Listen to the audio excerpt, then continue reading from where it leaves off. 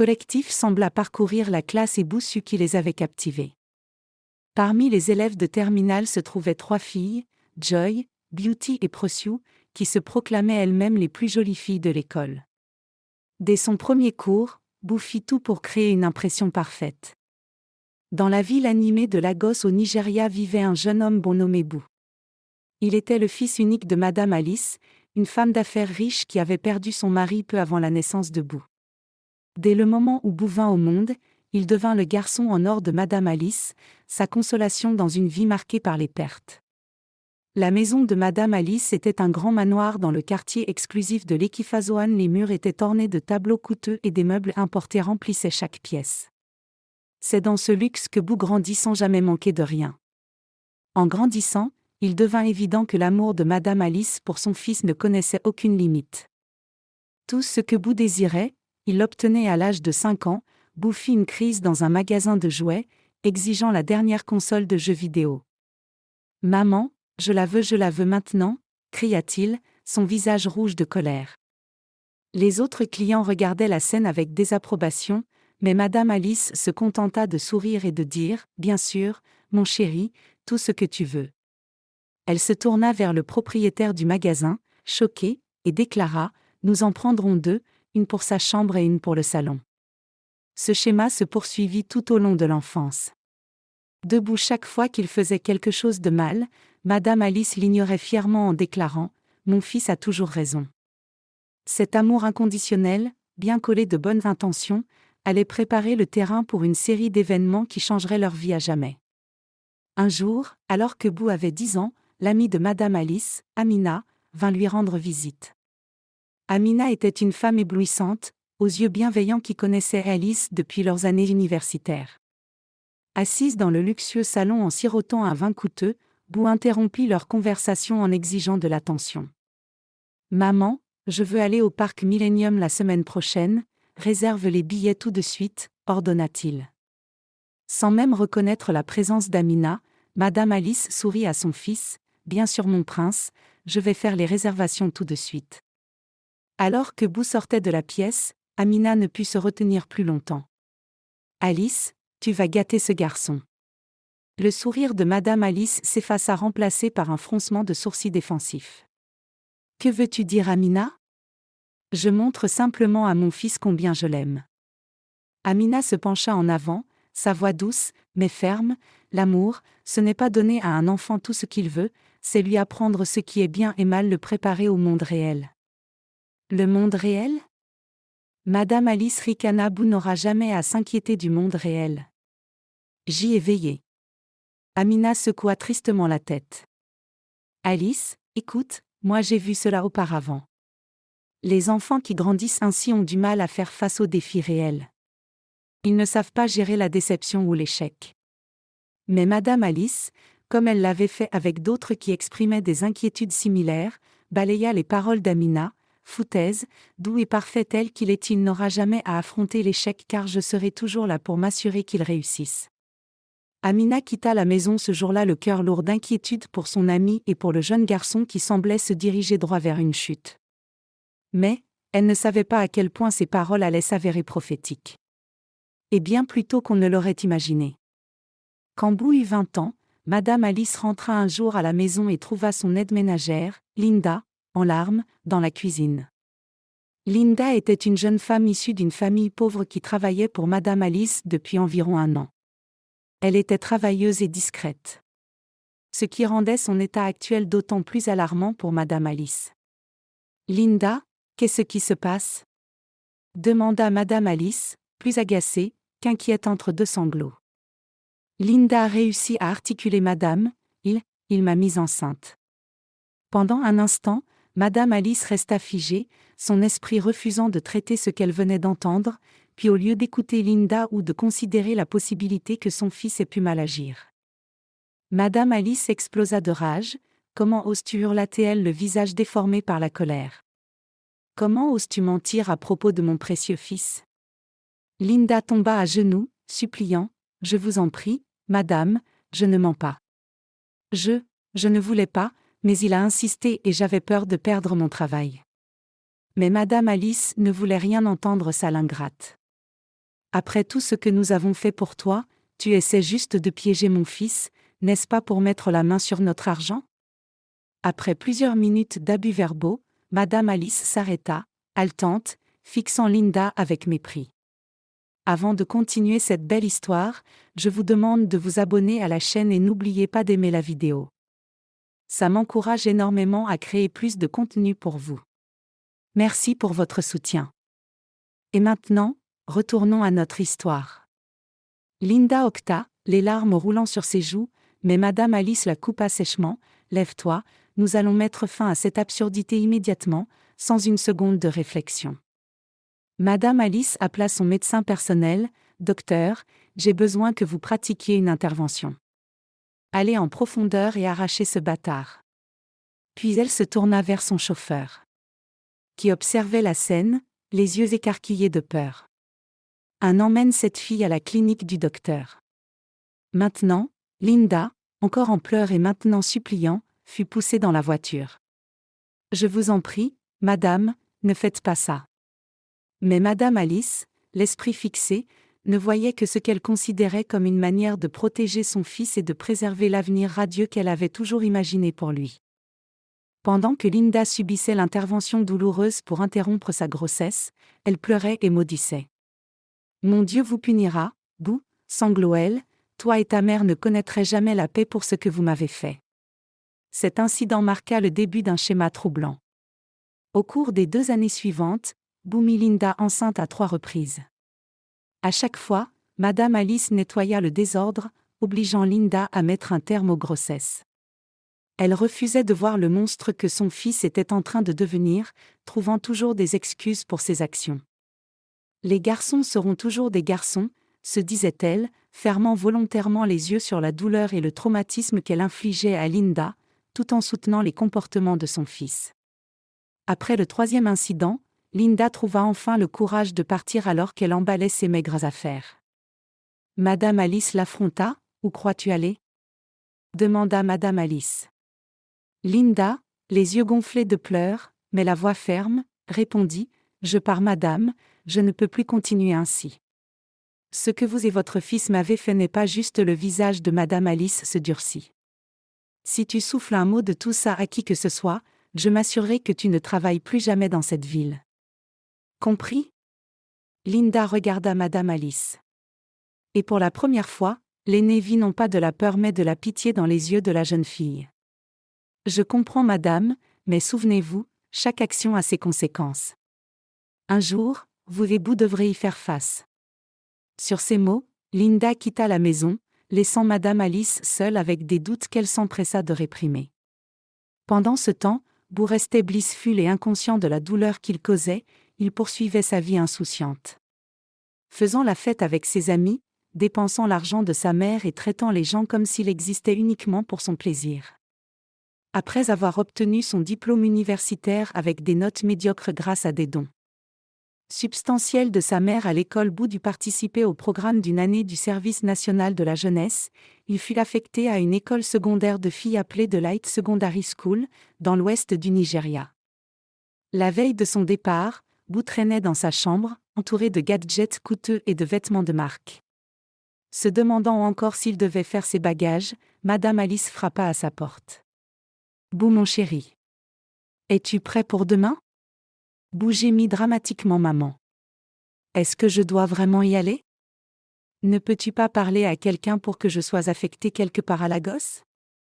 À la place, Madame Alice s'assit sur le bord de son lit.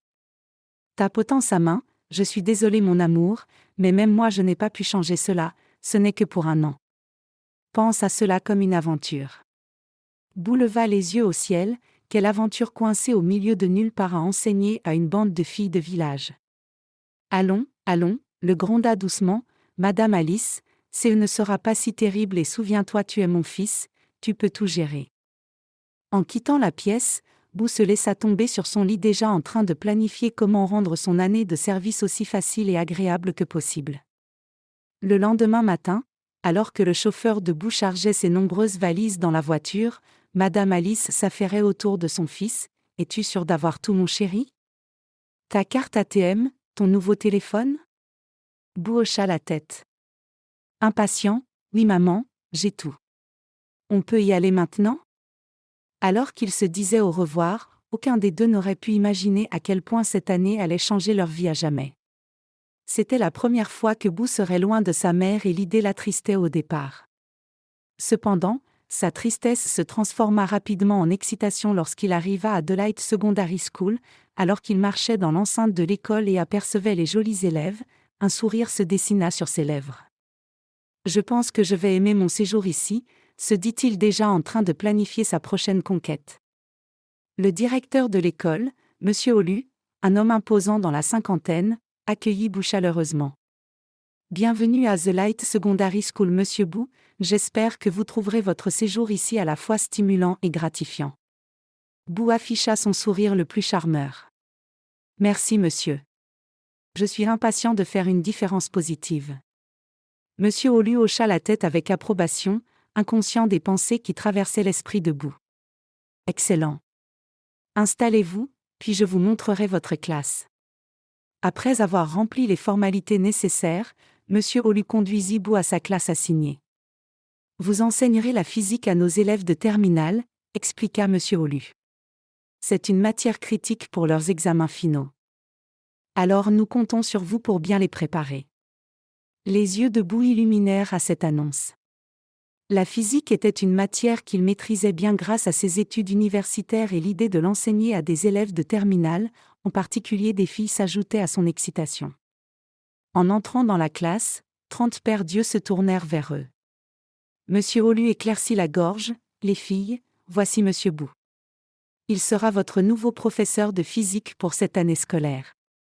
Je m'attends à ce que vous lui montriez le plus grand respect et une grande assiduité dans vos études. Boo parcourut la salle du regard, remarquant les regards admiratifs de nombreux élèves. Bonjour à toutes, je suis ravie d'être ici et de vous aider à exceller en physique. J'ai le pressentiment que cette année va être formidable. Un soupir collectif sembla parcourir la classe. Et Boo sut qu'il les avait captivés. Parmi les élèves de terminale se trouvaient 3 filles, Joy, Beauty et Precious, qui se proclamaient elles-mêmes les plus jolies filles de l'école. Dès son premier cours, Boo fit tout pour créer une impression parfaite. Il montra son intelligence et son charme parsemant sa leçon de blagues et d'exemples concrets qui captivèrent l'attention de la classe. Maintenant, qui peut me parler des lois du mouvement de Newton? Demanda Boo, balayant la salle du regard. La main de Beauty se leva rapidement. Monsieur. La première loi de Newton stipule qu'un objet reste au repos ou en mouvement rectiligne uniforme à moins qu'une force extérieure n'agisse sur lui. Les yeux de Boo croisèrent ceux de Beauty. Excellent mademoiselle Beauty. Merci monsieur, répondit-elle avec un sourire coquet. Bravo Beauty, dit Boo. Il semble que j'ai des élèves brillantes dans cette classe. Au fil de la leçon, Boo s'assura d'interagir avec tous les élèves, mais il ne put s'empêcher de prêter une attention particulière à Beauty et à ses amis. Il voyait l'admiration dans leurs yeux et planifiait déjà d'en tirer parti. Après le cours, alors que les élèves quittaient la classe, Joy, Beauty et Precious restèrent derrière. Monsieur Boo commença. Precious. Nous voulions simplement vous dire à quel point nous avons aimé votre cours. La physique n'a jamais été aussi intéressante. Je suis ravie que cela vous ait plu, répondit Boo. La physique peut être fascinante si on l'aborde de la bonne manière. Nous nous demandions, ajouta Joy, si vous seriez disponible pour des cours de soutien, nous voulons être sûrs d'être parfaitement préparés pour nos examens. Boo fit semblant de réfléchir un moment bien qu'intérieurement, il fut ravi de l'opportunité. Eh bien. Je suppose que je pourrais trouver du temps pour des élèves aussi dévoués. Pourquoi ne pas en discuter davantage après les cours? Demain, les filles acquiescèrent avec enthousiasme, échangeant des regards excités. En quittant la classe, Boo ne put s'empêcher de ressentir un sentiment de triomphe. Ça va être plus facile que je ne le pensais, pensa-t-il. Au cours des semaines suivantes, la réputation de Boo comme étant le professeur le plus cool de l'école grandit. Les élèves attendaient ses cours avec impatience et son charme ainsi que son apparence faisaient parler tout l'établissement. Mais ce furent les plus jolies filles de l'école, Joy, Beauty et Precious qui attirèrent vraiment son attention. Boo devint leur professeur préféré, leur attribuant des notes élevées dans sa matière. Un jour, après un cours, Boo demanda à Beauty de rester alors que les autres élèves sortaient. Beauty s'approcha de son bureau, le cœur battant à tout rompre. « Vous vouliez me voir, monsieur Boo ?» demanda-t-elle en essayant de garder sa voix calme. Boo sourit, ses yeux parcourant son visage. « Oui, Beauty, je voulais discuter de ton dernier test, tu t'es beaucoup améliorée. » Beauty rayonna. « Merci, monsieur, j'ai beaucoup étudié. » « Ça se voit, » répondit Boo se levant de sa chaise. Boo se pencha en avant, se rapprochant de Beauty. « Tu sais, Beauty, tu es l'une de mes meilleures élèves. Je pense que tu as un véritable avenir en physique si tu le souhaites. » Beauty rougit, baissant les yeux vers ses pieds. « Vous pensez vraiment ?» Monsieur Boo tendit la main et releva doucement son menton, l'obligeant à le regarder dans les yeux. « J'en suis sûre et s'il te plaît quand nous sommes seuls, appelle-moi Boo. » La respiration de Beauty se bloqua dans sa gorge. « D'accord, Boo. » Le moment fut interrompu par un coup frappé à la porte. C'était Monsieur Olu, le directeur. « À Monsieur Boo ?» dit-il en regardant tour à tour Boo et Beauty, les sourcils légèrement froncés. « J'espère que je ne dérange rien. » Boo recula doucement. « Pas du tout, monsieur. Je donnais simplement un peu de motivation supplémentaire à Beauty. » Elle a montré une amélioration remarquable. Monsieur Olu hocha la tête, bien que ses yeux trahissent une pointe de suspicion. « Je vois », il se tourna vers Boo. « Monsieur Boo. Je dois dire que l'amélioration des résultats en physique de nos élèves est impressionnante. Quoi que vous fassiez, cela semble fonctionner. » Boo sourit avec assurance. « Merci, monsieur. Je crois en l'importance de rendre la matière captivante et accessible. » Alors que monsieur Olu quittait la pièce, Boo se permit un sourire à lui-même si seulement le directeur savait ce qu'il tramait réellement. Pendant ce temps, Joy, Beauty et Prosciu étaient regroupés dans les toilettes des filles, chuchotant avec excitation. « Tu as vu comment monsieur Boo me regardait en classe aujourd'hui ?» s'extasia Prosciu. « Je jure qu'il m'a fixé tout le temps. » Joy leva les yeux au ciel, mais bien sûr, il me regardait, moi. Tu n'as pas remarqué comment il utilisait sans cesse mon nom dans ses exemples ? Beauty écoutait ses amis se chamailler, un sourire secret aux lèvres. Si seulement elle savait ce qui s'était passé entre Boo et elle en privé. Au fil des semaines, le comportement inapproprié de Boo s'aggrava. Il commença à proposer des séances de tutorat privé aux plus jolies filles de l'école, utilisant ce temps pour flirter et faire des avances subtiles. Ce que leurs parents, trop occupés à leur carrière, ne remarquaient pas. Lors d'une de ces séances chez Joy, Boo était assis près d'elle sur le canapé, leurs cuisses se touchant alors qu'il parcourait un manuel. « Tu vois ?» expliqua Boo. D'une voix basse et intime. La force d'attraction entre deux objets est inversement proportionnelle au carré de la distance qui les sépare. Joy hocha la tête, essayant de se concentrer sur les mots, mais distraite par la proximité de Boo. Donc plus ils sont proches, plus l'attraction est forte. Boo se tourna vers elle, leurs visages à quelques centimètres l'un de l'autre. Exactement, tu le ressens, la respiration de Joy s'accéléra. Je crois que oui. À ce moment-là, le téléphone de Joy vibra affichant un message de Beauty. Comment se passe la séance de révision ? Le moment fut brisé, Joy recula légèrement. Peut-être devrions-nous faire une pause ? Boo sourit, dissimulant sa frustration. Bien sûr, nous avons couvert beaucoup de choses aujourd'hui. En quittant la maison de Joy, Boo ne put s'empêcher de ressentir une montée d'excitation. Le jeu qu'il jouait le grisait. Il avait les 3 filles à sa merci. Chacune croyant être spéciale à ses yeux un jour fatidique pendant le cours de biologie de Madame Carroll. Joy se sentit soudainement nauséeuse. Elle se leva brusquement. « Madame Carroll, dit-elle, le visage blême, je ne me sens pas bien, puis-je sortir ?» Avant que Madame Carroll ne puisse répondre, Joy se précipita hors de la classe. Inquiète, Madame Carroll continua son cours, mais son inquiétude augmenta lorsque quelques minutes plus tard, Beauty demanda également à sortir, suivie peu après par Prosciu après le cours. Madame Carroll retrouva les 3 filles dans les toilettes, toutes vomissant abondamment. « Les filles, dit-elle doucement, est-ce que tout va bien ? Devons-nous aller à l'infirmerie de l'école? Les trois amis échangèrent des regards nerveux avant d'acquiescer silencieusement. À l'infirmerie, le docteur Margaret, une femme bienveillante d'une quarantaine d'années, examina les filles une par une, en terminant avec Precious, la dernière des trois. Une expression grave se dessina sur son visage. Les filles, dit-elle prudemment, je dois vous poser une question et j'ai besoin que vous soyez honnête avec moi. Y a-t-il une chance que l'une d'entre vous soit enceinte? Le silence qui suivit confirma les soupçons du docteur Margaret. Elle envoya leurs échantillons au laboratoire et les résultats furent sans appel, les trois filles étaient enceintes. Merci d'avoir suivi cette première partie de notre histoire captivante. La partie 1 se termine ici, mais ne vous inquiétez pas, la partie 2 arrive très bientôt. Préparez-vous pour encore plus de rebondissements et de révélations.